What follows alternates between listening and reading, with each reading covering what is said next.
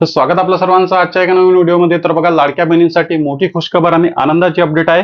कारण शासनाकडून लाडकी बहीण योजनेची ई-केवायसी पुन्हा सुरू केली जाणार आहे आणि लाडक्या बहिणींना त्यासाठी मुदतवाढ सुद्धा देणार आहे। याबद्दल मंत्री अदितीताई तटकरे यांनी अपडेट दिलेली आहे। ती अपडेट मी तुम्हाला या ठिकाणी पुरावा म्हणून दाखवणार आहे। सोबतच यामध्ये 60 लाख ते 65 लाख बहिणी अशा होत्या की केवायसी चुकल्यामुळे किंवा केवायसी न केल्यामुळे पैसे बंद झाले होते। यामुळे भरपूर या योजनेवर टीका होत होती। यामुळे लाडक्या बहिणींकडून सुद्धा मोठ्या प्रमाणात डिमांड होती की शासनाने ई-केवायसी करण्याची संधी पुन्हा द्यावी, शासनाने केवायसी सुरू करावी।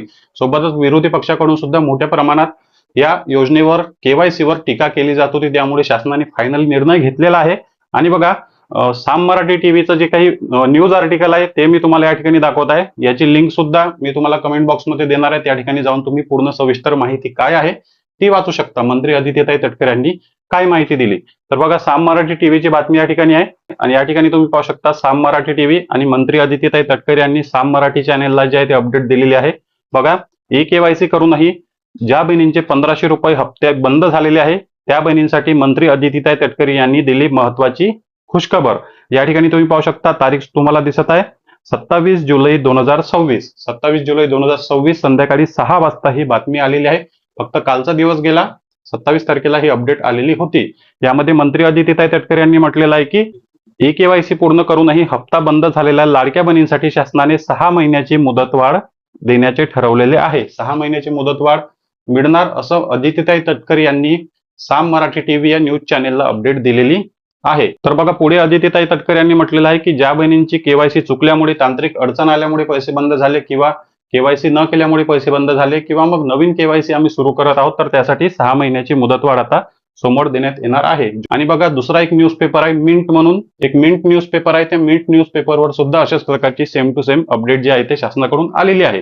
पण ऑफिशियल तारीख कोणत्या दिवशी ई-केवायसी सुरू करण्यात येईल याबद्दल अपडेट देण्यात आलेली नाही। पण अदितीताई तटकरे यांनी सांगितलं की मुदतवाढ आम्ही देत आहोत आणि त्याबद्दल तयारी सुद्धा सुरू आहे।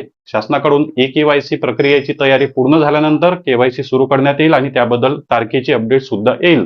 त्यामुळे शासनाकडून कोणत्याही दिवशी कोणत्याही तारखेला ई-केवायसी सुरू केली जाऊ शकते, त्याबद्दल शासनाकडून अपडेट सुद्धा येईल।